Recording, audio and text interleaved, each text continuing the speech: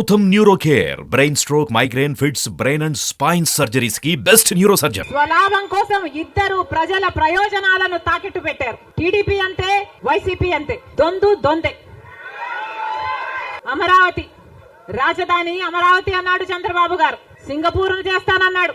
3D graphics మొత్తం గుర్తుందా? 3D graphics చూపించాడు చంద్రబాబు గారు. పోనీ అమరావతి రాజధాని అయిందా అంటే అది కాలేదు. జగన్ రెడ్డి గారు వచ్చారు. ఒకటి కాదు 3 రాజధానిలు అన్నారు. పోనీ 3 రాజధానిలు అయ్యాయా అంటే ఒక్కటి కూడా లేదు.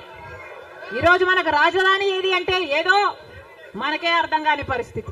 ఒకటైనా ఉందా అంటే ఏదీ లేదు, ఒకటి కూడా లేదు. మరి ఏమి సాధించుకున్నట్టు? పోలవరం ప్రాజెక్ట్ ఎప్పుడో 1941లో పోలవరం ప్రాజెక్టు కట్టాలనుకుంటే సాధ్యపడలేదు. ఆఖరికి రాజశేఖర రెడ్డి గారు ముఖ్యమంత్రి అయిన 2004లో రాజశేఖర రెడ్డి గారు జలయజ్ఞంలో భాగంగా పోలవరం ప్రాజెక్టును స్థాపించడం జరిగింది. రాజశేఖర రెడ్డి గారు ముఖ్యమంత్రిగా ఉండగా పోలవరం ప్రాజెక్టు చెందిన కుడి ఎడమ కాలువల పనులు కూడా చాలా శాతం చేశారు రాజశేఖర రెడ్డి గారు. మన దురదృష్టం రాజశేఖర రెడ్డి గారు వెళ్లిపోయారు. ఆయన చనిపోయాక మళ్ళా పోలవరం ఒక్క అడుగు కూడా ముందుకు పడలేదు. చంద్రబాబు గారు పోలవరాన్ని తాకట్టు పెట్టారు బీజేపీ దోస్తీ కోసము. ఇటు జగన్ రెడ్డి గారు బీజేపీతో దోస్తీ కోసం పోలవరాన్ని తాకట్టు పెట్టారు. అంతేకాదు బీజేపీ అధికారంలో 10 సంవత్సరానికి 2 కోట్ల ఉద్యోగాలు ఇస్తామంది బీజేపీ పార్టీ. 10 సంవత్సరాలలో ఎన్ని కోట్లు వచ్చుండాలి? 20 కోట్ల ఉద్యోగాలు వచ్చుండాలి మన దేశంలో. ఆంధ్ర రాష్ట్రానికి కనీసం 1 కోటి ఉద్యోగాలైనా ఇచ్చిందా బీజేపీ పార్టీ? పోనీ 10 లక్షల ఉద్యోగాలైనా ఇచ్చిందా బీజేపీ పార్టీ?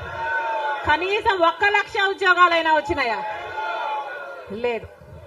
ఆంధ్ర రాష్ట్రంలో 1 లక్ష అంటే 1 లక్ష ఉద్యోగాలు కూడా ఇవ్వలేదు బీజేపీ పార్టీ.